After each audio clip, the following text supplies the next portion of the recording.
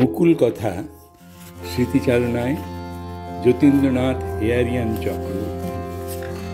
মুকুল মজুমদারের সঙ্গে আমার পরিচয় 1952 সালে নদিয়া জেলার কৃষ্ণনগরে। আমার তখন প্রায় 8 বছর বয়স। বাবা স্কুলে ভর্তি করতে নিয়ে গেলেন, CMS স্কুলে। স্কুলের পুরো নাম Church Missionary Society Saint John's High School. আমি 3য় শ্রেণীতে ভর্তি হলাম। একই শ্রেণীতে তখন মুকুলও পড়ছিল, CMS স্কুলে ও একেবারে প্রথম শ্রেণী থেকেই। মুকুলের বাবা অধ্যাপক নির্মলকান্তি মজুমদার ছিলেন কৃষ্ণনগর গভর্নমেন্ট কলেজে রাষ্ট্রবিজ্ঞানের অধ্যাপক। বাবার সঙ্গে ওর ভালোই পরিচয় ছিল। মুকুলের বড়দা উজ্জ্বল ও মেজদা চঞ্চল CMS স্কুলের ছাত্র। তিনজনেই নিজ নিজ শ্রেণীতে প্রথম স্থানের অধিকারী। স্কুল ফাইনাল চালু হওয়ার বছরেই মুকুলের বড়দা স্কলারশিপ পেলেন, আর 1954 সালে চঞ্চলদা সারা রাজ্যে প্রথম। স্বভাবতই মেধাবী ছাত্র মুকুলের প্রতি একটা সমীহ অনুভব করেছি। পরে সহপাঠী এমনকি শিক্ষকদের মধ্যেও ওর প্রতি একই রকম মনোভাব লক্ষ্য করেছি। অথচ মুকুল কিন্তু সকলের সঙ্গে আন্তরিকভাবে মিশত এবং কখনোই কোনো রকম অহংকার প্রকাশ করত না। যতদূর মনে পড়ে 3য় শ্রেণীতে বিউটি অ্যান্ড দ্য বিস্ট আর 4র্থ শ্রেণীতে রবিনহুড ইংরাজি নাটক স্কুলের বার্ষিক অনুষ্ঠানে অভিনীত হয়েছিল। সকলেই মুকুলের অভিনয়ের সুখ্যাতি করেছিল। দুর্গাপূজায় আমরা কজন হৈ হৈ করে বেরিয়েছি ঠাকুর দেখতে। পুজোর অজুহাতে আমাদের পড়াশুনো বেশ কিছুদিন শিখেই দিলাম। গোলাপটির পূজা মণ্ডপের কাছে এসে মুকুলের বাড়ির দোতলার বারান্দায় দেখি হুইল চেয়ারে মুকুলের মা বসে আছেন, আর তার পায়ের কাছে বসে মুকুল পড়াশুনো করছে। আমরা ডাকিনি সাহস করে, কিন্তু মুকুল আমাদের দেখতে পেয়েই নিচে এসে আমাদের সাথে কথা বলে আবার পড়তে চলে গেল। এই নিষ্ঠার ফলেই ও চিরকাল প্রথম। 8ম শ্রেণীতে বার্ষিক পরীক্ষার আগেই মুকুলের বাবা বদলি হয়ে কলকাতা প্রেসিডেন্সি কলেজে চলে গেলেন। 9ম শ্রেণীতে ও ভর্তি হলো হেয়ার স্কুলে। আমি 9ম শ্রেণীতে ওঠার কয়েক মাস পরেই আমার বাবাও কলকাতায় বদলি হলেন, আর আমাকেও ভর্তি করলেন সেই হেয়ার স্কুলে। স্কুলে ইতিমধ্যেই মুকুল তার মেধার পরিচয় দিয়েছে। আমার বড় সুবিধা হলো। স্কুলের বন্ধু এই পরিচয়ে নতুন স্কুলে সহজ হতে আমাকে সহায়তা করেছে। মুকুল আসার পর হেয়ার স্কুলে তার সহপাঠীরা যে বিশেষভাবে অনুপ্রাণিত হয়েছিল তা বোঝা গেছিল 1960 সালের স্কুল ফাইনালের ফলে। মুকুল রাজ্যের মধ্যে প্রথম হলো অনেক বিষয়ে রেকর্ড নম্বর পেয়ে। সুব্রত চক্রবর্তী ছিল 6ষ্ঠ স্থানে, আর আমরাও বেশ কজন স্কলারশিপ পেয়েছিলাম। হেয়ার স্কুলের ইতিহাসে মুকুলের এই অবদান সুবর্ণাক্ষরে লেখা থাকবে। হেয়ার স্কুলে পড়ার সময়ও মুকুল আমাকে নানান বিষয়ে সাহায্য করেছে। Vincent Smith, RC Majumdar, HC Raychaudhuri ইত্যাদি লেখকের ইতিহাসের বই আমাকে মুকুলই পড়িয়েছে। বাড়িতেও কতক্ষণ পড়তে জানি না, কিন্তু স্কুলেও জমিয়ে আড্ডা দিতে সুযোগ পেলেই। ওর জানার পরিধি ছিল বিরাট ও বিচিত্র। তখন খবরের কাগজ আর রেডিও ছিল বাইরের জগতের সঙ্গে একমাত্র যোগাযোগের মাধ্যম। আমাদের দৌড় যখন হিন্দি বাংলা সিনেমা, বাংলা নাটক নভেল, ইস্টবেঙ্গল মোহনবাগান এই পর্যন্ত, তখন বিদেশি সাহিত্য, সিনেমা, ক্রিকেট, অলিম্পিক্স ইত্যাদি নানা খোঁজ খবর মুকুলই দিতে পারত। পরীক্ষার সময় খাতায় ও উত্তর লিখত নির্ভুল আর কোনো কাটাকুটি ছাড়া। ভীষণ তাড়াতাড়ি লিখতে পারত। কিন্তু পরপর 2 লাইনের মধ্যে এবং পরপর 2 শব্দের মধ্যে বেশ খানিকটা ফাঁক রাখত, যাতে রিভিশনের সময় পরিমার্জনার অসুবিধা না হয়। মনে পড়ে ফাইনাল পরীক্ষার সময় আমরা প্রশ্নপত্র পড়ে সবে উত্তর লেখা শুরু করেছি, মুকুল তার মধ্যেই ঝড়ের গতিতে উত্তরপত্রের সব পাতা শেষ করে এক্সট্রা পাতা চাইতে আরম্ভ করেছে। অনেক আগে লেখা শেষ হলেও খাতা জমা দিত না, সময় শেষ হওয়া পর্যন্ত রিভিশন দিয়ে যেত। স্কুল ফাইনালে প্রথম হয়ে মুকুল প্রেসিডেন্সি কলেজে ভর্তি হলো প্রি ইউনিভার্সিটিতে। আমরা হেয়ার স্কুলের আরও কজন মুকুলের সঙ্গে ওই কলেজে গেলাম একই কোর্সে পড়তে। ওখানেও মুকুলের জয় জয়াকার, সহপাঠী, অধ্যাপক সকলের নজরে। তবে আমাদের কজনের একটা আলাদা বৃত্ত ছিল। হেয়ার স্কুলের প্রাক্তনী ছাড়া ওই বৃত্তে ছিল কুমার মুখোপাধ্যায় ও আরও 2-1 জন। যখনই কোনো বিরতি পাওয়া যেত আমরা ছুটি আড্ডা দিতাম। বুদ্ধিদীপ্ত আলোচনায় মুকুল আমাদের মাতিয়ে রাখত। প্রি ইউনিভার্সিটিতেও মুকুল যথারীতি রাজ্যের সবার সেরা। বিয়েতে মুকুল প্রেসিডেন্সি কলেজেই অর্থনীতি নিয়ে পড়বে ঠিক করলো। আমি চলে গেলাম বেঙ্গল ইঞ্জিনিয়ারিং কলেজ শিবপুরে সিভিল ইঞ্জিনিয়ারিং পড়তে। ওই কথায় অর্থনীতিতে সম্মানের সঙ্গে প্রথম হয়ে মুকুল স্কলারশিপ নিয়ে আমেরিকায় চলে যায় উচ্চশিক্ষার উদ্দেশ্যে। সেখানেও সকল পরীক্ষায় সম্মানের সঙ্গে উত্তীর্ণ হয়ে বিখ্যাত বিশ্ববিদ্যালয়ে অধ্যাপনা করে। গাণিতিক অর্থনীতির প্রথিতযশা বিশেষজ্ঞ হিসেবে বিদেশে ওর যথেষ্ট সুনাম। বর্তমানে অবসর নিয়ে এমেরিটাস প্রফেসর হিসেবে কর্নেল বিশ্ববিদ্যালয়ের সঙ্গে যুক্ত। কলকাতায় 2 দেখা হয়েছে, মনে হয়েছে সেই স্কুল কলেজের মুকুলকেই দেখছি, একই রকম প্রাণবন্ত। স্মৃতিশক্তি আমার বরাবরই দুর্বল, বয়সের ভারে আরও স্তিমিত, সব কথা মনে পড়ে না। জানি না যা বললাম তাতে কত কথা বাদ রয়ে গেল আর কত কথা ভুল বলা হলো। মুকুল নিশ্চয়ই মার্জনা করবে। আজ মনে হয় মুকুলের মতো এমন অসাধারণ বন্ধুর সান্নিধ্য পেয়েও নিজেকে আর একটু সমৃদ্ধ করার সুযোগ খেলায় হারিয়েছে। মুকুল খুব ভালো থাকুক এই প্রার্থনা করি সর্বান্ত। নমস্কার। আজকের এই অনুষ্ঠান ডেভিড হেয়ার ফাউন্ডেশন কলকাতা এবং হেয়ার স্কুলের যৌথ উদ্যোগে আজকের ছাত্ররা এক প্রবাদ প্রতিম প্রাক্তন ছাত্রের সঙ্গে মিলিত হবার সুযোগ পাচ্ছে। আমাদের ইচ্ছে ছিল যে এই স্কুলের রেজাল্ট আরও ভালো করার জন্য কোনো এই ধরনের এই উচ্চতার একজন প্রাক্তন ছাত্রের সঙ্গে আমাদের বর্তমান ছাত্রদের পরিচয় হোক। আমাদের শিক্ষকরা আপ্রাণ চেষ্টা করছেন, ছাত্ররা তাদের সাধ্যমতো চেষ্টা করছে। এরপরে যেটা বাকি থাকে সেটা প্রাক্তনদের এর মধ্যে চলে আসা। তো আমরা সেটা চেষ্টা করছি। মুকুল মজুমদার সুদূর আমেরিকা থেকে এখানে উড়ে এসেছেন তার স্কুলের টানে আমাদের বর্তমান ছাত্রদের সঙ্গে কথা বলার জন্যে। এটা আমাদের কাছে বিশাল গর্বের ব্যাপার। আমি আমার বক্তব্য দীর্ঘায়িত করতে চাই না, কারণ মুকুলদার সঙ্গে ছাত্রদের কথা হবে, এটাই আমাদের মূল লক্ষ্য। আমি আমাদের বর্তমান প্রধান শিক্ষক ডক্টর জয়ন্ত ভট্টাচার্যকে অনুরোধ করছি যদি তিনি মঞ্চে এসে আমার হাত থেকে মাইক টেক ওভার করেন। Good afternoon to all. It is a great occasion that we have amidst us in Hare School our one of the best alumni of Hare School, Professor Mukul Kumar Majumdar, who is an emeritus professor presently posted in Cornell University, and I would request him to kindly come onto the stage. আমাদের মধ্যে আছেন আমাদের প্রবীণ শিক্ষক বিপুল ভট্টাচার্য মহাশয়।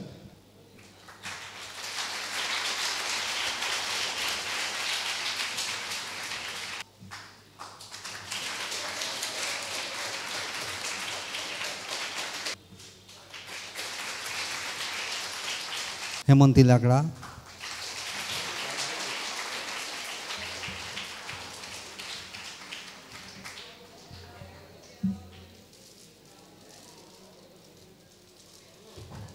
এই দেখলেন। আচ্ছা,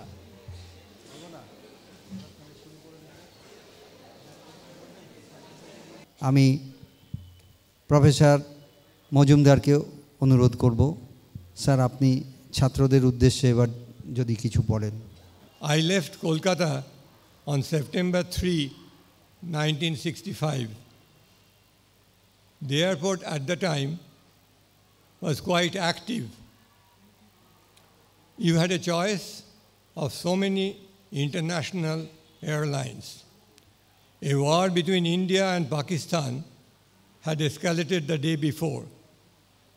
The Air France flight early in the morning that was supposed to pick me up had gotten cancelled. The technology that now allows instant global contact was not there. So I had a few chaotic hours at the airport, nervous and tense, before I boarded an SAS plane to Manila. I was supposed to go to Japan, and I went to Manila. Next morning from Manila, I went to Hong Kong through a new booking, and then from Hong Kong to a night in Tokyo. I've seen Japan before and after the East Asia miracle. I hope you have heard about the East Asia miracle as much as you have heard about the Industrial Revolution. A direct Pan Am flight crossing the international date line took me to Honolulu in an early morning, where I was legally admitted to the United States on a student visa. From there, yet another overnight direct Pan Am flight took me finally to San Francisco. Berkeley was just about 30 miles from the airport by car. It is nestled against green hills. The hills are more alluring rather than imposing. I entered the campus town enveloped in morning mist, so typical of the San Francisco Bay Area. It was for me love at first sight. But some impressions were highly deceptive. The campus was at that time a center of a social upheaval about free speech, Vietnam War, and the black and white divide in the American society. Highly adored for its academic achievements, it remained volatile throughout my student days. 7 years in Kolkata were followed by 7 years in the San Francisco Bay Area. After completing my studies at Berkeley, I moved across the San Francisco Bay to join the faculty of the renowned Stanford University. It was all part of my growing up. The years passed in a flash, and I am now confronted, as the mirror reflects a lot of things that I do not want to see. I am confronted with the question, how to grow old gracefully. But I left a part of myself around College Street in 1965. That part, on a regular basis, continues to take a walk in my dreams from the Harrison Road crossing, going past the familiar gates of Presidency and Hare before getting lost. The career choices made between my passing the school final in 1960 and leaving for Berkeley in 1965 were primarily made by me. But I must recognize that luck or providence played its role. The telegram from Berkeley awarding me a fellowship came among a heap of rejections from other universities. Going back a bit more, joining this school, Hare School, was also somewhat accidental. Much to my relief, our headmaster, Gaur Gopal Roy, admitted me waiving an admission test. So my head sir, Gaur Babu, remained a Punna Shlok in my life. Then Kumar Sen was young and enthusiastic. I do not know what he saw in me. I took my first serious course in economics from him, and I got so much kindness and affections throughout my life. In many ways, the teachers those days lent their shoulders for us to climb and appreciate the horizon. I ended up as a faculty member of economics, applied mathematics, and South Asia program at Cornell University, an Ivy League school in the United States. But I learned as much from my students, collaborators who have been very distinguished indeed, and my friends going back to the Hare School. That's all I need to say for the moment about my journey. You can say I was plain lucky, but something seems all too familiar as I read Robert Frost. So let me read out 2 stanzas. It begins with, "Two roads diverged in a yellow wood, and sorry I could not travel both. I looked down as far as I could to where it bent in the undergrowth. Then I took the other just as fair." And his concluding lines were, "I shall be telling this with a sigh, somewhere ages and ages hence, two roads diverged in a wood, and I took the one less traveled by, and that has made all the difference." Now you are growing up in a new century. Your choices and possibilities are coming from a significantly richer set. The internet revolution has unified the world. My first exposure to the island of Fiji came from the book Aparajito. I do not know whether you recall that towards the end there was a hint that Opu was leaving for Fiji. Unless I am much mistaken, a striker from Fiji gave Kolkata much to enjoy rather recently. So you may have already heard about Fiji from that striker who I think played for Mohun Bagan.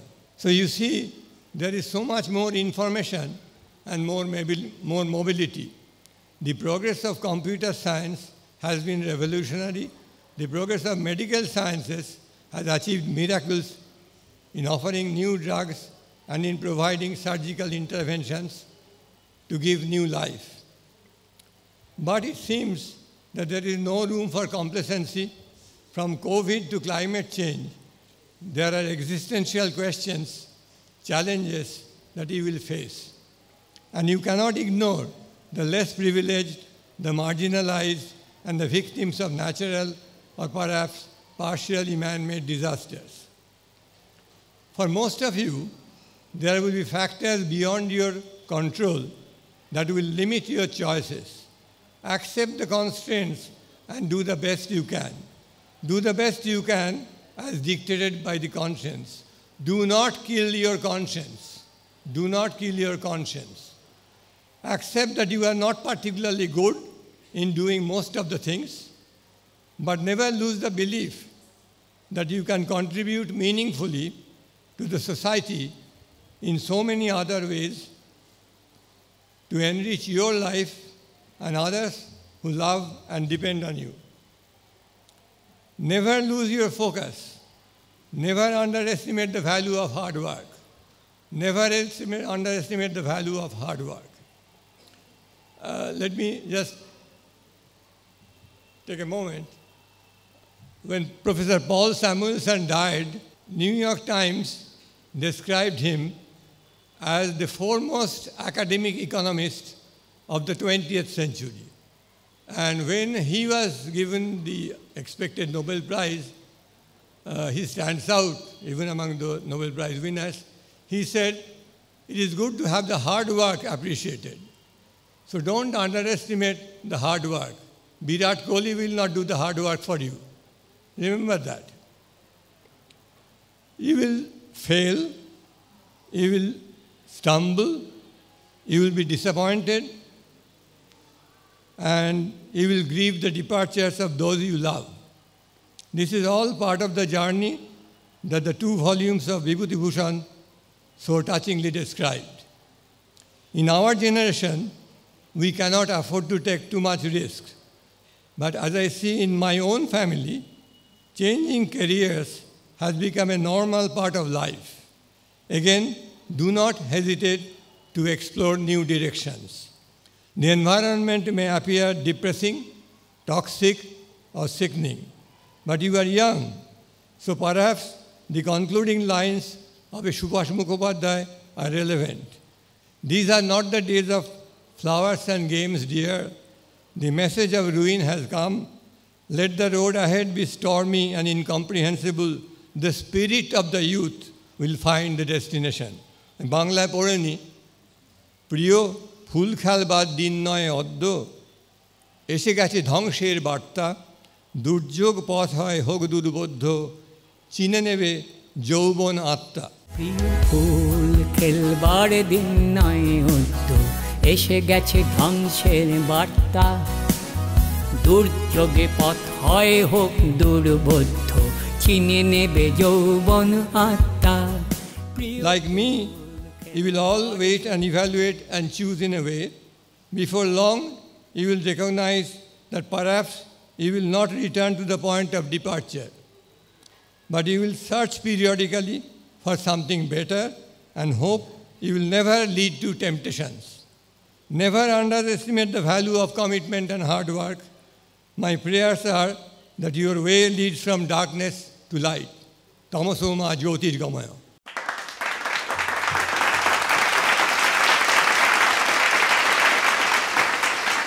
আমার নাম মোহক বেতাল, কোন ক্লাসে পড়ো? Class 9। আচ্ছা, আপনি যখন ছাত্র ছিলেন তখন কি আপনি শিক্ষক এবং অভিভাবকদের কথা মেনে চলতেন? এটা কি একটা অদ্ভুত প্রশ্ন। কেন এমন কোনো লোককে দেখতে পাচ্ছ যে মিথ্যে কথা? যদি বলি আমি বাঁদরামি করিনি, তাহলে মিথ্যে কথা বলছি তো। শিক্ষকরা তাদের নিজ গুণে আমাদের যে ভুল ত্রুটি মার্জনা করে নেন, হ্যাঁ, তার ফলে অনেক সময় আমরা সেটা মনে রাখি যে অমুকদিন এই করেছিলাম, এটা ঠিক হয়নি। সেটা তো পার্ট অফ শিক্ষা। তো শিক্ষকরা যদি আমাদের বকাবকি না করতেন, হ্যাঁ, তাহলে কোথায় যেতাম আমরা? ডেভিড গেল, বিখ্যাত ম্যাথামেটিশিয়ান, গেম থিওরির জগতের সর্বশ্রেষ্ঠ গেম থিওরিদের মধ্যে একজন। তা আমি যখন ছাত্র ছিলাম ইকোনমিক্সে, আমি mathematical economics by the way, David তখন, প্রফেসর গেল তখন অঙ্ক ডিপার্টমেন্টে। তা আমাকে তো প্রশ্ন আমি প্রথম যখন সেমিনার দিই খুব হার্ড টাইম দিয়েছিলেন নানা রকমভাবে, সে চিরকাল মনে রাখি। তবে কর্নেলে বক্তৃতা দিতে এসছেন অনেক বছর বাদে, 50-60 বছর বাদে, অঙ্ক ডিপার্টমেন্টে, বিখ্যাত ম্যাথামেটিশিয়ান। তা আমাকে বলে, যেহেতু আমি ওই সময় বার্কলের ছাত্র ছিলাম, ইন্ট্রোডিউস করতে। তা আমি খানিকটা ঠাট্টার সুরে বললাম যে প্রফেসর গেল খুবই ভালো পড়াতেন, কিন্তু ছাত্রদের বড্ড দুঃখ দিতেন। হ্যাঁ, তা তার উত্তরে প্রফেসর গেল বললেন যে তোমার কেরিয়ারটা যখন আমি দেখি তখন আমি ভাবি যে ঠিকই করেছিলাম আমি, I was right to give you hard Times.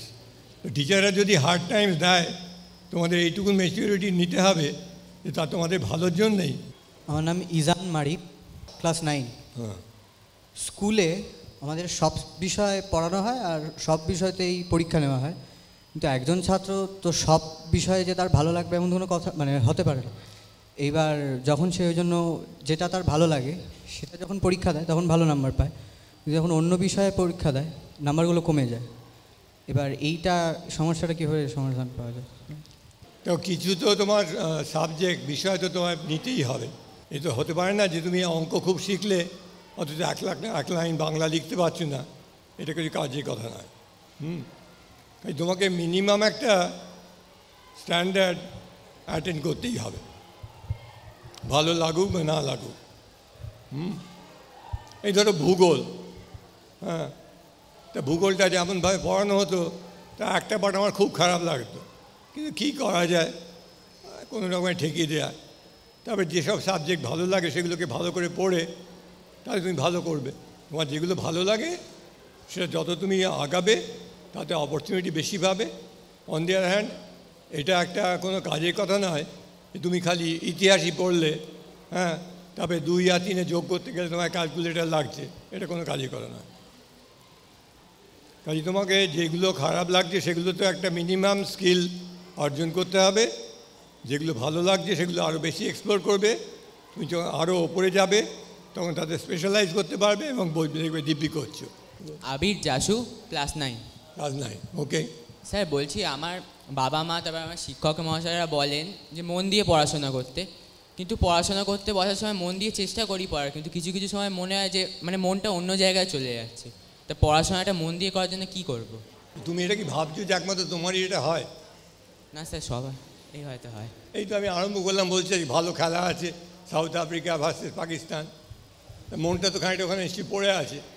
হ্যাঁ, এইটা তো সবাই, তুমি তোমার প্লিজ বসো বসো, তোমার যা বয়স এটা যদি না হয় তাহলে আমি অবাক হয়ে যাব, খুব অবাক হয়ে যাব। হ্যাঁ, যে তুমি পড়াশুনো করে যাচ্ছ, ওদিকে চারদিকে কী চলছে কোনো কাণ্ডজ্ঞান নেই, এটা তো ভালো কথা না। একটু আগে বলেছি যে তুমি হার্ডওয়ার্ক, তোমার হার্ডওয়ার্ককে তুমি অস্বীকার করতে পারো না, পড়াশুনো করতে হবে, কিন্তু তুমি তোমার কনসিয়েন্সকেও অবজ্ঞা করো না। যে চারদিকে কী হচ্ছে সেদিকে খেয়াল রেখো। তার জন্য যদি তোমার ইতিহাসটা একটু ভালো করে পড়তে হয়, হয়তো তোমার অঙ্কই খুব ভালো লাগে। হ্যাঁ, কিন্তু ইতিহাসে কী হচ্ছে, জগতে কী হচ্ছে সেটা খবর রাখতে হবে। এর মধ্যে তোমাকে তোমার মনকে ডিসিপ্লিন করতে হবে যে আমার তো আপাতত কর্তব্য, এইসব প্রবলেম যেগুলো দেখছি খুবই সিরিয়াস প্রবলেম, কিন্তু কালকে যদি আমি ঢাল তরোয়াল নিয়ে যাই ইউক্রেনে, আমি কিছু করতে পারবো না। হ্যাঁ, কাজে কী হচ্ছে আমার যা এ করতে হবে, আমার একটা মত, নিজের কমন সেন্স, নিজের যুক্তি কখনো হারাবে না। পড়াশুনোর একটা কথা তো হচ্ছে যুক্তি, একটা যুক্তির ক্ষমতা সৃষ্টি করা, যে যেটা দেখছি এটা কী, মানেটা কী। হ্যাঁ, মানেটা কি জাস্ট টিভিতে দেখছি, একটা টিভিতে একরকম বলছে, আরেকটা টিভিতে বলছে ট্রাম্প খুব ভালো লোক, আরেকটা জায়গায় বলছে ট্রাম্প খুব খারাপ লোক, আরেক জায়গায় বলছে সে সাকসেসফুল বিজনেসম্যান, আরেকজন বলছে সে জোচ্চোর। এইসব শুনে এখন তো ইনফরমেশান তো readily available and very confusing. তার মধ্যে তোমার নিজের যুক্তি একটা নিজেকে তুলতে হবে, গড়ে তুলতে হবে, এবং নানা রকমের খবর শুনে তোমাকে মন স্থির করতে হবে যে কোনটা ভালো কোনটা মন্দ। শিক্ষকদের জিজ্ঞেস করবে, তোমার বন্ধুদের জিজ্ঞেস করবে। আমি তো প্রথমেই বললাম আমি যে শিক্ষা পেয়েছি, তা আমার শিক্ষকদের তো বটেই, আমার থিসিস সুপারভাইজার আরও বিখ্যাত শিক্ষক আমার আছেন, আর যাদের সঙ্গে কাজ করেছি, লিওনিড হুরুইচ, তিনি বিংশ শতাব্দীর একজন শ্রেষ্ঠ ইকোনমিক থিওরিস্ট, অমর্ত্য সেনের সঙ্গে পেপার লিখেছি, এদের সঙ্গে 3-4 নোবেল প্রাইজ পেপার লিখেছি। কিন্তু নিজের যুক্তি একটা, তো আমার যা যুক্তি, আমার মত, সেটা আমাকে গড়ে তুলতে হবে। হ্যাঁ, কিছু বুঝতে পারবে যে একবারে অপদার্থ যুক্তি, হাস্যকর, ভাঁড়ামি, সেটা আমার বুঝতে হবে সেটাকে। স্যার, আমার নাম সুভাষী সাহা, আমি ক্লাস 9-এ পড়ি। এখনকার দিনে আমরা সাফল্য বলতে কি বুঝি? কেবল ডক্টর ইঞ্জিনিয়ার হওয়াটাই আমরা জীবনে সফল হওয়া মানে বুঝি, কিন্তু মানে জীবনে সফল হওয়ার আসল অর্থটা কি? এটা তোমার প্রশ্ন না অন্য কেউ তোমাকে বলতে বলেছে? স্যার বলেছিলেন, কিন্তু আমি একটু মডিফাই করেছি এটাকে। এখন অনেক জায়গা থেকে তুমি খবরাখবর পাচ্ছ।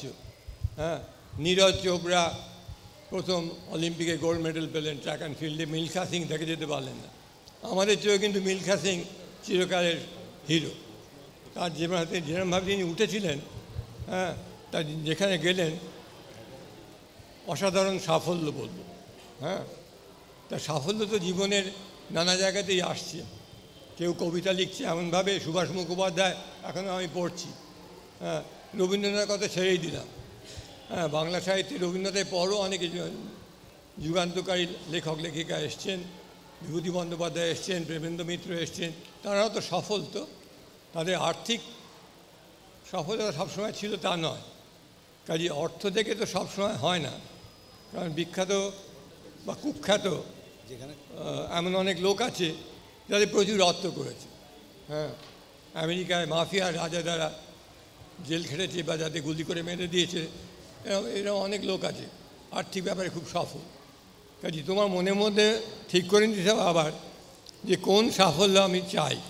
তোমার যে ব্যক্তিগত ক্ষমতা, তোমাকে যা দেখছি আর কি, হ্যাঁ, ক্লাস 9-এ পড়ো, মোটামুটি তুমি বুঝতে পারবে।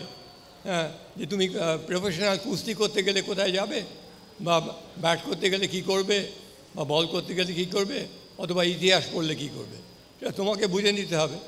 চারদিকে তুমি খবর পাচ্ছ যে অমুক অমুক লোক, ভালো লোক কিন্তু সুযোগ পাচ্ছে না। সবসময় যে দলবাজি তা নয়, কিন্তু সুযোগ পেলেও অনেক সময় রাখা যায় না। তুমি ভালো করলে কোনো ব্যাপারে, বা মনে করছো প্রচুর পরিশ্রম করছো, কিন্তু তেমন রিকগনিশন পাচ্ছ না, তাতে ঘাবড়ে গেলে চলবে না। You have, if you stumble, you recover and you do the best you can. সেইটাই তোমার পক্ষে, সেইটাই তোমাকে কিন্তু সাফল্য। যে তুমি যা সুযোগ পেয়েছো তার মধ্যে you have done the best you can, চুরি জচুরির মধ্যে জড়িয়ে পড়নি, হ্যাঁ, সেটা মনে রেখো। স্যার আমি স্বপ্নীল দাস, ক্লাস 9-এ পড়ি। আমার প্রশ্নটা হলো স্যার, সবাই ক্লাস 9-এ কেন? আর্টসের কোনো ক্লাস নেই? ব্যাপার হচ্ছে কি? হ্যাঁ, আমার প্রশ্নটা হলো স্যার, যে পরীক্ষায় ফুল মার্কস পাওয়াটাই কি সব? তো ফুল মার্কস পাওয়া মনে হয় না যে খুব শক্ত, to be frank with you. কিন্তু ফুল মার্কস পেলে কি জীবন তাতেই শেষ হয়ে থাকবে? একটু আগে আমি বলেছি যে গেলাম আমি, আমার তো পরিষ্কার মনে আছে এই 23 সেপ্টেম্বর ভয়ঙ্কর গণ্ডগোল, আমি দমদম এয়ারপোর্টে অত্যন্ত নার্ভাস, তা গেলাম, ফুল মার্কস প্রচুর পেয়েছি না আমি। তার মানে এই না যে আমার জীবন খুব আর কিছু হয়েছে, যা হয়েছে তার সঙ্গে ফুল মার্কস পাওয়ার কোনো সম্পর্ক নেই। যদি আমি 99 পেতাম বা 98 পেতাম তাহলেও তা হতো। কাজে ওই 100-র মধ্যে 100 পেতে হবে, এটা একটা আইডিয়াল হিসেবে ভালো, কিন্তু ওইটা নিয়ে বেশি মাথা ঘামিও না। মোটামুটি ভালো করতে হবে, তোমার যতটা সুযোগ পাচ্ছ, যতটা সামর্থ্য আছে সেই নিয়ে যথাসাধ্য করো এবং তাতে সুখী হও। আমি কৌস্তব ভট্টাচার্য, ক্লাস 8। স্যার আমি জীবনে কি করব এখনও নিজের লক্ষ্য স্থির করে উঠতে পারিনি। সবাই বলেন লক্ষ্য স্থির করে এগোনো ভালো, তাহলে কি স্যার আমি লক্ষ্য স্থির না করে এখন যেরকম পড়ছি নিজের মতো পড়ে জীবনে সাকসেসফুল হতে পারবো? সাকসেস মানেটা কি তোমার ভালোভাবে চিন্তা করতে হবে। আমাদের সময় তখন সবে সেকেন্ড 5 ইয়ার প্ল্যানে পড়ে ইঞ্জিনিয়ারিংয়ে আইআইটি সব খুলেছে, হ্যাঁ, তা আমাদের খবরের কাগজে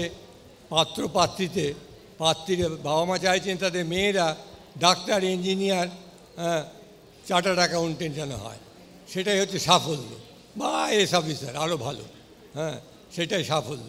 আজকালকার যুগে তো সাফল্যর অনেক অন্যরকম, এক্ষুনি আমি বললাম বিখ্যাত বৈজ্ঞানিকদের নাম শোনা যাচ্ছে যারা কোভিডের টিকা বার করেছেন, হ্যাঁ, তাদের তো সাফল্যটা রোজ খবরের কাগজে তাদের নাম না বার করলেও তাদের তো তারা তো সফল, তো কারণ আমাদের বাঁচিয়েছেন, হ্যাঁ।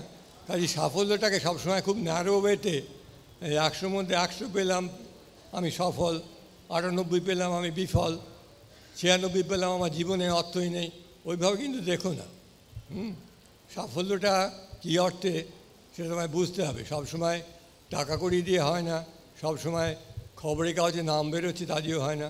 তুমি তা আমার যা সুযোগ পেয়েছে, তোমার যা ভালো লাগছে সেইটা করে, এরপরে যখন আরও বড় হবে তখন তোমার বন্ধুবান্ধবদের সঙ্গে ভালো রিলেশনশিপ জোগাড় করবে, তারপরে যারা তাদের তোমার উপর ভরসা রাখছেন, ভালোবাসছেন, তাদের কথা মনে রাখতে হবে, সেটাই সাফল্য।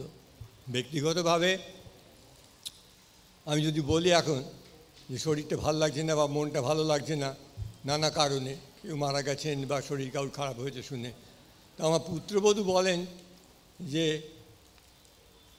তার বড় ছেলে অর্থাৎ আমার নাতির সঙ্গে আমি যখন থাকি একমাত্র তখনই আমাকে রিল্যাক্স ডাকেন, এছাড়া কখনোই নাকি আমি রিল্যাক্স নই, হ্যাঁ। সেই দিক দিয়ে একটা অসাফল্য বলতে হবে। যদি আমাকে দেখে কারোর মনে হয় যে আমি সারাক্ষণই একটু অস্বস্তিতে আছি বা টেন্স হয়ে আছি, সেটা একটা আমার পক্ষে দুর্বলতা বা খারাপ, এটা মেনে নিতে হবে। তাই তোমাকে যা তোমার সুযোগ পাচ্ছ, সুযোগটা সবসময় তোমার নিজের কন্ট্রোলে নয়, হ্যাঁ। অনেকে, আমার বন্ধু সুব্রত চক্রবর্তী এখানে খুবই নামকরা ছাত্র 10 জনের মধ্যে এসেছিল, ক্লাস 9-এই তার বাবার ক্যান্সার হয়, এইখানেই পড়াতেন, মারা গেল। সেটা তো তার হাতের মধ্যে নেই, তো সেইটাকে নিয়ে সে আগিয়েছে, সেদিক দিয়ে তার মহা সাফল্য বলতে হবে, তো যে ওই রকম বিপর্যয় সে কাটিয়ে উঠেছে। কাজে সাফল্যটাকে ওরকমভাবে কোয়ান্টিটেটিভ ওয়েতে যে মাসে 3 লক্ষ টাকা উপার্জন করলে খুব সফল কিন্তু জোচ্চোর, আর মাসে একটু কম উপার্জন করছে কিন্তু সৎ শিক্ষক, তার সফল নয়, এই ধারণাটা করো না, তার সমাজে খুব ক্ষতি হবে। স্যার আমার নাম পুলকেন্দু পাত্র, আমি স্যার ক্লাস 10-তে পড়ি। স্যার আমার কোন ক্লাস? ক্লাস 10। আচ্ছা স্যার আমার প্রশ্ন হলো, আমরা যা স্যার পড়ি এর বাদেও স্যার মানে ধরুন আমি কোনো স্যার রেফারেন্স পড়লাম বা পড়লাম, তাতে স্যার মানে পুরো স্যার 100-এ 100 হচ্ছে না। যদি আপনি স্যার কিছু যদি স্যার টিপস দিতেন যে মানে কী করে আরও স্যার ভালোভাবে করতে পারবো যদি বলতেন। 100-এ 100 যদি না হয় কিছু ক্ষতি নেই, তুমি জীবনটাকে তো এনজয় করতে হবে প্রথমে, তো হ্যাঁ এখন এনজয় করবে, তবে কলেজে ছাত্রীদের সঙ্গে মোলাকাত করতে হবে, বান্ধবীদের সঙ্গে, সেটাও ঠিক করে বলতে হবে। তুমি যদি বলতে না পারো, তারপরে কার্যক্ষেত্রে দেখবে যে তোমার বস হচ্ছে মহিলা, ঠিকমতো হ্যান্ডেল করতে পারবে না। হ্যাঁ, তোমার বন্ধু বান্ধব ভাই বোন যারা, তাদের সঙ্গে তাদের লাইফ টাইমের সম্পর্ক, তো সেগুলো তো দেখতে হবে। 100-র মধ্যে 100 পেলে তো হবে না। হ্যাঁ, শুধু 100-র মধ্যে 100 পেলে তো তাহলে লোকে সুইসাইড করছে কেন করছে? কারণ অন্যদিকে একবার টোটাল ফেলিওর। কাজে 100-র মধ্যে আবার বলছি, এই 100-র মধ্যে 100 বা কোনো একটা নম্বর বা একটা সিম্পল ফর্মুলার মধ্যে দিয়ে সাকসেসকে দেখো না জীবনে, তাতে নিজেই দুঃখ পাবে আর কি, যে এই হচ্ছে না, ওই হচ্ছে না, ওর কেন ভালো হচ্ছে, এটা নেক্সট স্টেপ। এই হিংসে আরম্ভ করা, ওর কেন ভালো হচ্ছে, আমার কেন হচ্ছে না, নিশ্চয়ই জোচ্চুরি করছে, তাহলে আমিও একটু জোচ্চুরি করে দেখি, এইসবের মধ্যে যেও না। যা পাচ্ছ তার চেয়ে ভালো করার চেষ্টা করো। কিন্তু খুব ইম্পর্টেন্ট যেটা হচ্ছে, তুমি নিজের বিভিন্ন বিষয়ে তোমাকে যা ইনস্টিংক্ট যেটা বলছে আর একটু ভালো করে জানা। একটা এক্সাম্পল দিচ্ছি, আমরা যখন হিস্ট্রি পড়ছি ক্লাস 9-10-এ, মুখস্থ করে মারতে হবে। হ্যাঁ, হিন্দু যুগ, তারপর হচ্ছে মুসলমান যুগ, তারপরে ব্রিটিশ যুগ, এই 3 যুগের মধ্যে আমরা মুখস্থ করে, যে যা টেনে মুখস্থ করো আসবে, লিখতে হবে। কিন্তু তখন কিন্তু এই যে ভারতবর্ষ থেকে আমরা যে ইংল্যান্ডের অধীনে ছিলাম, তার ফলে কতটা অর্থ ভারতবর্ষ থেকে চলে গেছে এবং আমাদের দারিদ্র্যের কারণ কি, এ বিষয়ে কিন্তু আমাদের ইতিহাসের বইতে লেখা ছিল না। হ্যাঁ, কারণ সেই নিয়ে তখন রিসার্চ আরম্ভ হয়নি। কিন্তু এখনকার যুগে দেখবে এটা অনেক ব্যাপারে রিসার্চ করছে, যে কলোনিয়ালিজমের ফলটা কি, শুধুমাত্র কি দাসত্ব, স্লেভারি, না আরও অন্য ব্যাপার। তো এটা তো আমরা শিখিনি, কিন্তু এটা আমাদের অজ্ঞতা। এখন সেই জন্য মধ্যে দেখি। তা তোমাদের দেখতে হবে যে যেসব প্রশ্নগুলো বইয়ের মধ্যে তোমাদের দেখছো, তাছাড়াও বাইরে কিছু দেখতে পাচ্ছ, চোখ খোলা রাখো, যা কিছু হচ্ছে এটা কি ঠিক হচ্ছে। হ্যাঁ, সেই অনুযায়ী তোমাদের পড়াশুনো করতে হবে।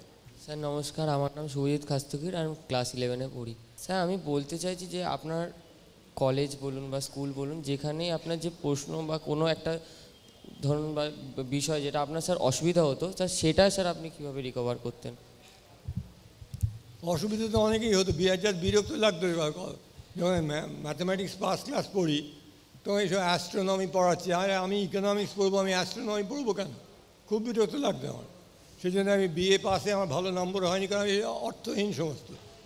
হ্যাঁ, সেই জন্য আমি যা আমার লাগবে, অ্যাবস্ট্রাক্ট অ্যালজেব্রা, লিনিয়ার অ্যালজেব্রা, এইসব ক্যালকুলাস, সেইগুলো ভালো করে পড়েছি, সেটা করতে পেরেছি। তার কারণ ওই 300-র মধ্যে 100 পেলেই পাশ করা যেত, ক্যালকুলাসেই 100 পেয়ে গেলাম, তারপরে আমার খুব কিছু করার দরকার নেই। হ্যাঁ, অধিকাংশ তোমার যদি মনে হয় যে তোমার কোনো অসুবিধে হচ্ছে, তাহলে অসুবিধে কেন হচ্ছে?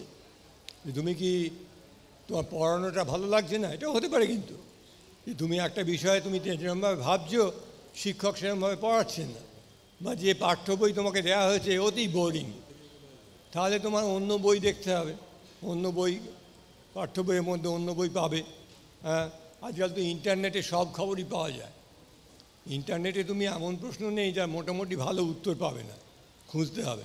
কিন্তু সেখানে ওই খুঁজে মুখস্থ করে নামিয়ে দেবো, তাহলে কিন্তু তোমার আর্থিক উন্নতি কিছু হবে না। সেখানে খবরটা পেয়ে আবার নিজে যুক্তি দিয়ে বুঝতে হবে যে কী হচ্ছে, অন্য লোকে কি বলছে। হ্যাঁ, সে তো কাজে অসুবিধাটা হলে তার 2-3টে সমাধান। একটা নিজেকে আর ডিসিপ্লিন করা, আর একটা শিক্ষকদের সঙ্গে কথাবার্তা বলা যে আমার এইটাতে অসুবিধে হচ্ছে, যে আমার একটু অ্যাবস্ট্রাক্ট লাগছে, হ্যাঁ, আবার ভালো লাগছে না, তা তারা বলবেন যে তোমার কি কেন ভালো লাগছে না। স্যার আমি অয়ন দলুই, ক্লাস 8-এ পড়ি। আমার প্রশ্নটা হলো, আমরা বাংলা মিডিয়াম স্কুলে পড়ছি, বন্ধুবান্ধবদের সঙ্গে বাংলায় কথা বলছি, যখন আমরা নন বেঙ্গলি এনভায়রনমেন্টে যাব, তখন আমি কিভাবে নিজেকে মানিয়ে নেব? এইটা খুব ভালো প্রশ্ন তুমি যে করলে, এইটাতে আমি কিন্তু খুব খুশি হয়েছি। এইটা আমি যখন ছাত্রছাত্রী যখন কর্নেলে অ্যাডমিট করতে আরম্ভ করলাম পিএইচডি প্রোগ্রামে, প্রথমের দিকে ছিল দেবরাজ রায়, খুব বিখ্যাত হয়েছে এখন new York university. Subhashis Gangopadhyay দিল্লিতে বোধহয় চিদম্বরমের অ্যাডভাইসার ছিল, খুব বিখ্যাত। দেখলাম সে সিবিএস স্কুল থেকে, তাদের ইংরেজি দক্ষতা খুবই ছিল। তার 10-15 বছর বাদে কিছু ছাত্রছাত্রী এলো, এখানকার ডিগ্রি ভালো, অর্থাৎ ফার্স্ট ক্লাস পেয়েছে, নম্বরের ঝুড়ি হয়েছে, কিন্তু তার লেখা, আমি তো বাংলা লেখা দেখতে পাচ্ছি না, ইংরেজি লেখা দেখছি, অত্যন্ত পুয়োর, কিছু হবে না ওইভাবে লিখলে। তার একটা কারণ হচ্ছে কমা দাঁড়ি ঠিক দিতে জানে না, কোথায় কমা দাঁড়ি দিতে হবে জানে না, ঠিক মতন করে সেন্টেন্সটাকে কীভাবে ঘুরিয়ে পেঁচিয়ে লিখলে একটু ভালো শোনায়, কোনো কাণ্ডজ্ঞান নেই। চয়েস অফ ওয়ার্ডস, কী করে তুমি সেন্টেন্স কনস্ট্রাক্ট করবে to make a better impact, কোনো আইডিয়া নেই। তো তাদের ধমকাধমকি করে বললো যে আমাদের সময় তো স্কুল থেকে ইংরেজি তুলে দিয়েছিল, সেই জন্য এই অবস্থা। তা এটা তো আমার হাতের মধ্যে নয়, যেটা বলছি যে অনেক কিছু আমাদের জীবনে আসে যা আমরা কন্ট্রোল করতে পারি না। আমার হাতের মধ্যে হচ্ছে তাদের বিদায় দেওয়া, যে তোমাদের কিছু হবে না, এইভাবে কিছু বলা, যে অন্য পথ দেখো। কিছু হবে না বলাটা খুবই মূর্খেমন কথা, ভাই অন্য পথ দেখো, এইভাবে হবে না, ইংরেজি এত পুরো হলে হয় না। কিন্তু তার কথাটা আমি ভেবে দেখলাম যে স্কুলে যদি পরীক্ষা নিরীক্ষা করার জন্য যদি ইংরেজি তুলে দেওয়া হয় বা অঙ্ক তুলে দেওয়া হয়, জগৎ কিন্তু দাঁড়িয়ে নেই যে আজকে পশ্চিমবঙ্গে অঙ্ক তুলে দেওয়া হচ্ছে অতএব আমরা অঙ্ক বন্ধ রাখবো, বা ইংরেজি তুলে দেওয়া হচ্ছে, বা বাংলা অতি নিম্নমানের বাংলা, যেমন উচ্চারণ তেমনি শব্দোচ্চারণ তেমনি লেখা, এই করে তো জগৎ তো থেমে থাকবে না, তারা নিজেরা যে যার মতন উঠছে। এখন কম্পিউটার সায়েন্স হচ্ছে ইম্পর্টেন্ট। একসময় শুনেছি যে এই দেশের গভর্নমেন্ট, এই স্টেটের গভর্নমেন্ট বলেছিল যে কম্পিউটার দরকার নেই, কারণ তারা চাকরির অসুবিধা হবে। সারা জগৎ কিন্তু সেটা শোনেনি, সারা জগৎ কম্পিউটারকে নিয়েছে, কারণ কম্পিউটার আমাদের জীবনকে চেঞ্জ করে দিয়েছে। কারণ তোমার যদি সিরিয়াস যদি সার্জারি হয়, হাসপাতালে যদি যাও, তুমি বা তোমার বাবা মা দেখতে পাবে যে কম্পিউটার সবাই দেখতে পাচ্ছে যে কোথায় গেছে সূচটা, এইসব কম্পিউটার ছাড়া হতো না। তাই বলে যদি একটা এরকম পাগলের মতন ডিসিশান নেওয়া হয় যে আমি ইংরেজি শিখবো না, আমি অঙ্ক দেওয়া দরকার নেই, কম্পিউটার আমাদের দরকার নেই, তাহলে ফলে ভুগবে তোমরাই। সেই জন্যে আমার মনে হচ্ছে যেটা, যে যদি তুমি বাংলা মিডিয়ামে পড়ো এবং তোমার মনে হয় পার্টিকুলার বলার ক্ষেত্রে হয়, আমিও সাফার করেছি, তাহলে আমার মনে হয় স্কুলের বাইরে গিয়ে একটু ইংরেজি বলা প্র্যাকটিস করা, এবং ভালোভাবে আমাদের সময় ছিল কিন্তু যে ট্রান্সলেশন করা, দুটো বাংলা স্তবক ইংরেজিতে লিখতে হবে, তেমনি ইংরেজি থেকে বাংলা ট্রান্সলেশন, এটা খুব দরকার। কারণ আমাদের মনের মধ্যে, তুমি যেমনভাবে বড়ো হয়েছো, তারপরে তুমি যদি যাও ইংল্যান্ডে পড়তে গেলে, অস্ট্রেলিয়া পড়তে গেলে, পার্ট অফ দ্য থিং কিন্তু তুমি মনের মধ্যে ট্রান্সলেট করছো। কারণ তুমি যখন বড় হচ্ছ তখন এই বাংলাটা দিয়ে বুঝেছো, তখন বাংলা থেকে ট্রান্সলেট করে আবার বলতে হচ্ছে, এটা মনের মধ্যে হচ্ছে। আমার এক কোরিয়ান ছাত্র, খুবই আউটস্ট্যান্ডিং অঙ্কে, তাকে প্রশ্ন করলে সে 1 মিনিট চোখ বুঁজে থাকতো। তার কারণ তার মাথায় যাচ্ছে কোরিয়ানে, সেটাকে সে ট্রান্সলেট করছে করে ইংরেজি অঙ্ক করে তার উত্তর দিচ্ছে আবার ইংরেজিতে, কোরিয়ানে উত্তর পেয়ে, এটা মনের মধ্যে চলছে। কাজে আমার মনে হয় যদি তোমার মনে হচ্ছে, ওই যে দুর্বলতার কথা বললো, যে তোমার বলা, ইংরেজিতে বলা বা বাংলা বলা বা বাংলা লেখা, স্কুলের পঠন পাঠনের মধ্যে এনাফ হচ্ছে না, তোমার যা উচ্চাকাঙ্ক্ষা, যেখানে গিয়ে তুমি কম্পিট করবে, তাহলে তোমার এক্সট্রা আরও এফার্ট দিতে হবে, বাংলা বা ইংরেজি বা অঙ্ক। আর এখন হচ্ছে কম্পিউটার সায়েন্স, একটা মোটামুটি তোমাকে, তুমি যাই করো না কেন, কম্পিউটার সায়েন্স তোমার শিখতেই হবে, যাতে স্ট্যান্ডার্ড যে প্রোগ্রাম পাওয়া যায়, স্ট্যাটিস্টিক্যাল প্যাকেজ বলে, সেই প্যাকেজগুলো তোমাকে আয়ত্তে রাখতে হবে। তুমি কী পড়তে চাও সবসময় কিন্তু রেলেভেন্ট নাও। তুমি হয়তো ডাক্তারি পড়তে চাও, কিন্তু তুমি বিরাট থেকে যাবে, কারণ ওই প্যাকেজের মধ্যে দিয়ে তোমাকে প্রবলেম সলভ করতে হবে। কাজে কম্পিউটার সায়েন্স তোমাকে শিখতেই হবে। আমার নাম অয়ন পাল, ক্লাস 9-এর ছাত্র। স্যার, অনেকেই বলে গল্পের বই পড়াশোনার বইয়ের সঙ্গে নাকি সরাসরি সম্পর্কিত নয়, তো এটা কি সত্যি যে গল্পের বই পড়লে পড়াশোনার ক্ষতি হয়? কে বলছে তোমাকে যে বাইরের বই পড়লে? মা বলছে আমাকে। মা বলছেন? মাকে শ্রদ্ধা তো একটু করতেই হবে, কিন্তু তোমাকে বলতে হবে যে বাইরে কিছু না পড়লে একেবারে পরিণতি ভয়ঙ্কর। আমি বলছি, এটা বলো, আমি বলছি যে কিছু যদি বাইরে না পড়ো, আজকাল তো আবার ইয়েস নো টিক মার্ক করে হয়, শুধু যদি তাই করো তাহলে পরিণতি ভয়ঙ্কর। যদি বাইরের বই পড়লে ক্ষতি হতো তাহলে কিন্তু আমি সব পরীক্ষাতেই ফেল করতাম, দাঁড়িয়ে ফেল করতাম, এগুলো আমি বলে দিচ্ছি। স্যার, আমার নাম চয়ন অধিকারী, আমি ক্লাস 12-এর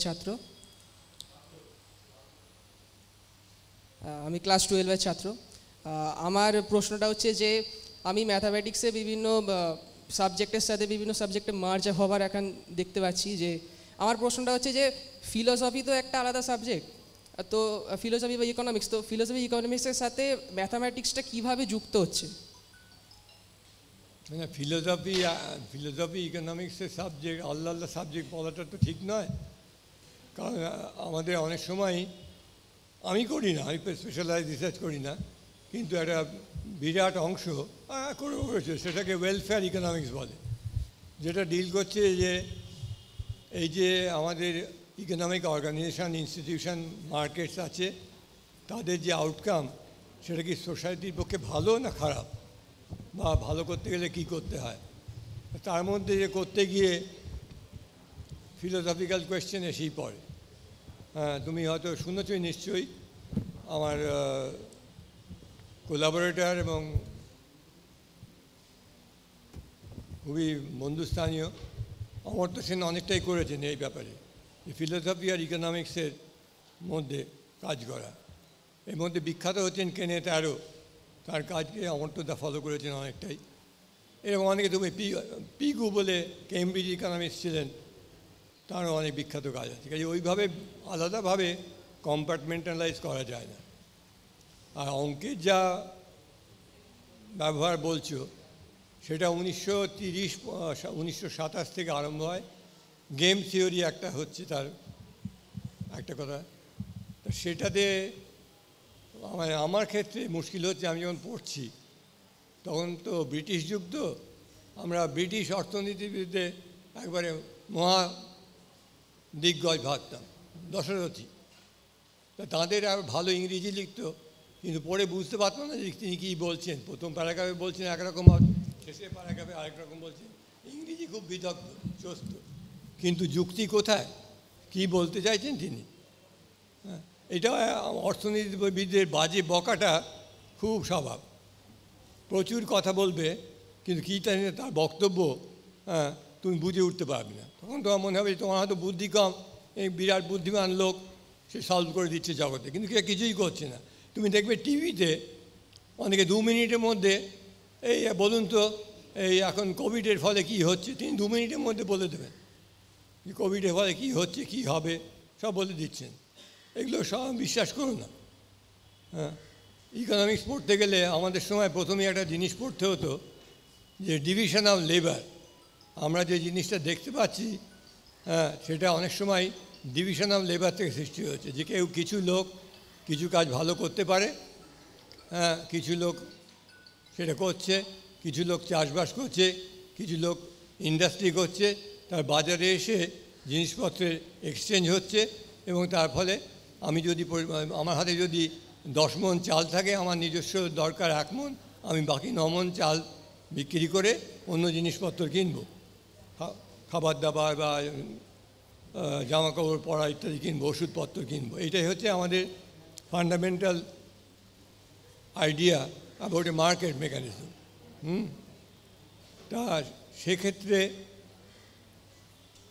তোমার কি হচ্ছে না হচ্ছে, ফাইনালি অনেক আরম্ভ করলেন প্রিসাইজ ম্যাথামেটিক্যাল মডেল দিয়ে এটাকে বোঝা, যে এই হচ্ছে আমাদের অ্যাসামশান, এই হচ্ছে কনক্লুশন, এবং এই মডেলটা ভালো কি মন্দ ডেটা দিয়ে রিজেক্ট করতে হবে। ডেটাতে যদি বলে যে একরকম আর আমাদের কনক্লুশন একরকম, মডেলকে হাঁটাতে হবে। কাজে অঙ্ক এসে গেছে, ইকোনমেট্রিক্স এসে গেছে, থাকবে। আমরা এতক্ষণ আমাদের মধ্যে পেয়েছিলাম আমাদের প্রাক্তন ছাত্র এবং বিশ্ববরেণ্য অধ্যাপক প্রফেসর মুকুল কুমার মজুমদার মহাশয়কে। তিনি তার এই বয়সে অনেকগুলো ডিকেড অর্থাৎ দশক, প্রায় 6টা দশকের বেশি শিক্ষার সঙ্গে যুক্ত। ওনার হাত দিয়ে প্রচুর নামী কৃতি ছাত্রছাত্রী তৈরি হয়েছে সারা বিশ্বে। সেই মানুষকে আমরা আজকে আমাদের মধ্যে এই দীর্ঘ সময় ধরে পেয়েছি। আমি আশা করি আমার বর্তমান প্রজন্মের ছাত্ররা যারা আজকে এই অনুষ্ঠানে অংশগ্রহণ করেছে সক্রিয়ভাবে, তারা বিশেষভাবে উপকৃত হবে। তার এই যে অ্যাডভাইস তোমরা পেলে, তার যে সুচিন্তিত মতামত তোমরা আজকে শুনলে, যেটা তোমাদেরকে সঠিকভাবে শিক্ষা জগতে এগিয়ে যাওয়ার পথে আলোক দেখাবে, এটা আমার বিশ্বাস। আমি অধ্যাপক মুকুল কুমার মজুমদার মহাশয়কে আমাদের হেয়ার স্কুলের তরফ থেকে আবার একবার ধন্যবাদ জ্ঞাপন করছি। উপস্থিত সকলকে আমার ধন্যবাদ জানিয়ে আজকের এই অনুষ্ঠান আমরা শেষ করলাম। সকলকে ধন্যবাদ।